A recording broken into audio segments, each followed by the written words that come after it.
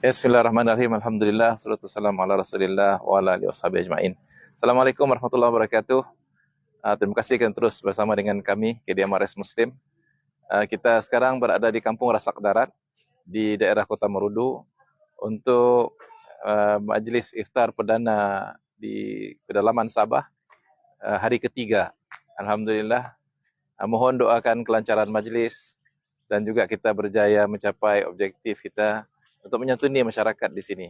Masyarakat di sini daripada lebih kurang 80 buah rumah, 27 Muslim, masih minoriti Muslim di kawasan ini.